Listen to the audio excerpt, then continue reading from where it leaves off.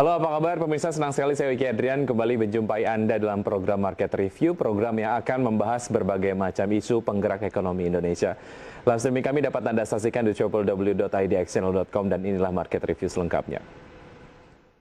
Ya, Kementerian Perdagangan menyatakan ada 20 besar negara destinasi ekspor yang selama ini berkontribusi terhadap 80% nilai ekspor non-migas Indonesia.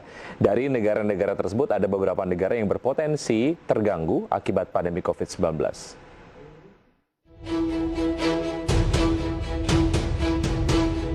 Pandemi COVID-19 memberikan dampak pada mitra dagang Indonesia. Walaupun berbagai negara menjadi mitra dagang yang potensial masih bisa terus digali. Terdapat beberapa mitra dagang yang dapat mengganggu kinerja ekspor Indonesia. Menteri Perdagangan Muhammad Lutfi mengatakan satu di antara negara tersebut adalah Bangladesh dan Pakistan karena belum maksimal tangani pandemi. Lutfi bahkan menyebut kondisi belum pengaruh COVID-19 kepada kedua negara tersebut sehingga membahayakan perdagangan Indonesia dengan Pakistan dan Bangladesh. Sampai hari ini Bangladesh dan Pakistan belum menemukan vaksinnya. Penyebab dari kekhawatiran tersebut adalah Bangladesh dan Pakistan ini adalah pembeli crude palm oil dari Indonesia sehingga mengancam penjualan dari produk tersebut. Namun Kementerian Perdagangan tetap yakin bahwa Indonesia sudah memiliki resep ampuh untuk menangani persoalan pandemi sehingga bisa mendorong ekspor Indonesia. Salah satunya adalah dengan memaksimalkan nilai perdagangan dengan 20 besar negara destinasi ekspor. Nilai perdagangan ke 20 besar mitra dagang ini sama dengan 80% ekspor non-migas Indonesia. Dari 20 besar negara mitra dagang Indonesia, 5 besar negara destinasi ekspor Indonesia diantaranya adalah Cina, Amerika Serikat, Jepang, India, dan Singapura. Berbagai sumber untuk IDX Channel. Ya, pemirsa, untuk membahas tema kita hari ini di paruh pertama di Market Review mengkaji produk ekspor andalan Indonesia di tahun 2021 sudah terhubung melalui telepon ada Bapak Beni Sutrisno, Ketua Gabungan Perusahaan Ekspor Indonesia. Selamat pagi Pak Beni. Ya, baik, kita kemudian nampaknya mengalami gangguan komunikasi bersama Pak Beni, tapi seperti yang Anda tadi saksikan di layar televisi bahwa ada beberapa negara lah yang berkontribusi cukup besar terhadap performa perdagangan Indonesia. Namun dilihat dari beberapa negara yang masih kemudian mengalami kendala dalam hal penanganan pandemi COVID-19, diantaranya adalah ada Vietnam, kemudian juga negara-negara lain yang merupakan partner dagang yang cukup penting untuk Indonesia. Sudah terhubung melalui telepon ada Bapak Beni. Selamat pagi Pak Beni. Selamat pagi. Ya, terima kasih Pak Beni sudah bergabung bersama kami. Sehat selalu Pak Beni. Alhamdulillah sehat. Baik. Pak Beni bicara mengenai satu data perdagangan yang sudah disampaikan oleh BPS beberapa waktu yang lalu mengenai kinerja ekspor di bulan Januari lah. Terlepas dari berbagai macam kesimpulan bahwa yang secara akumulatif bahwa memang kinerja ekspor Indonesia mengalami surplus lah. Dari sudut pandang eksportir, apa yang mendukung ini Pak Beni? Yang mendukung adalah importnya yang turunnya banyak. Karena pasar dalam negerinya kan demand-nya juga belum naik ya. Ya sehingga kita udah 9 bulan surplus terus. Secara kinerja ekspor bisa disimpulkan cemerlang atau tidak Pak Beni? Ekspornya sih sebetulnya dibandingkan tahun lalu, artinya tahun 2019 itu memang menurun, tapi turunnya tidak sebanyak dibandingkan turunnya impor. Baik. Oke, satu yang cukup menarik Pak Beni di bulan Januari 2021 performa ekspornya jika dibandingkan dengan bulan Januari 2020 ini sedikit lebih baik. Menarik karena di Januari 2021 masuk ke pandemi COVID-19, sementara di Januari 2020 belum masuk pandemi. Analisa Anda seperti apa Pak Beni? Sama, sebelum masuk pandemi itu pasar dalam negeri kan masih kemampuan daya belinya masih tinggi, sehingga banyak barang juga diimpor. Ya, jadi bahan baku kan yang diimpor paling banyak kan bahan baku, ya kan. Nah, sementara di mulai Maret 2020 itu daya beli kita turun karena adanya PSBB, ya kan, sehingga importasi bahan baku juga turun. Bisa dilihat di industri, utilisasinya tinggal 30%. Ya, baik.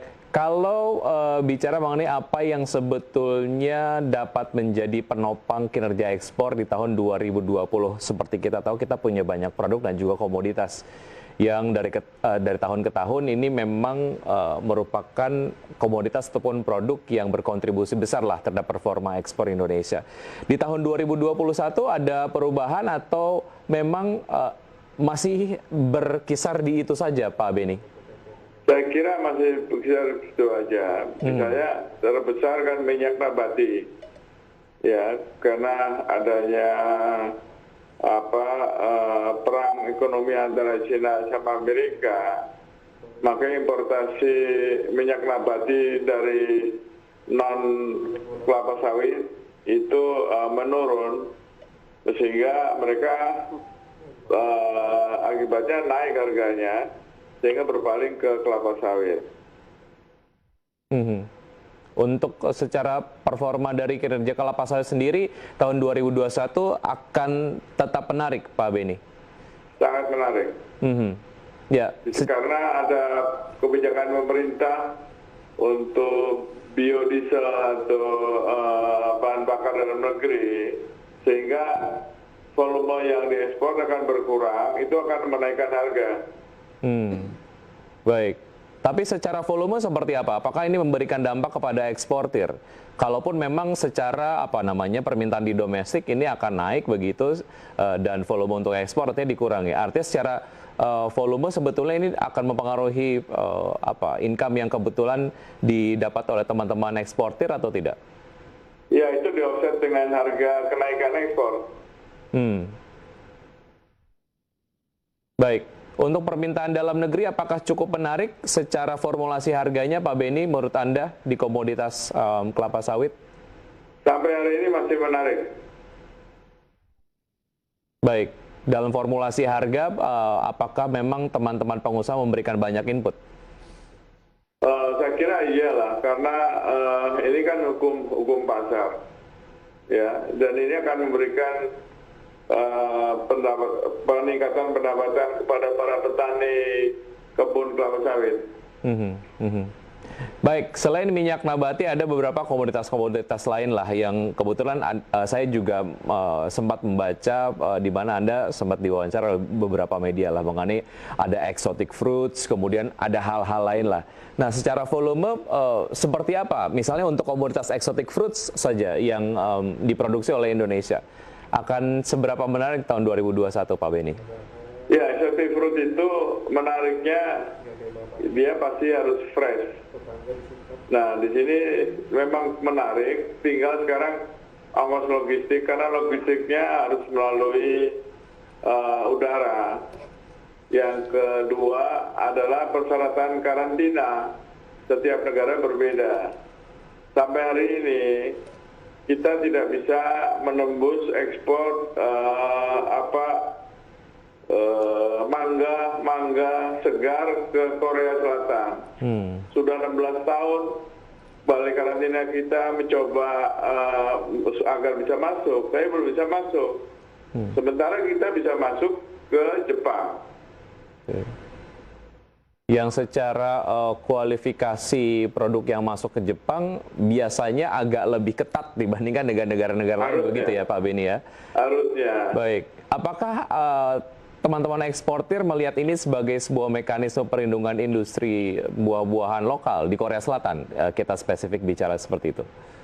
Saya kira kalau untuk tropical fruit itu tidak perlu ada perlindungan, karena sangat berbeda sekali, ya kan, ini kan variatif daripada buah-buahan segar.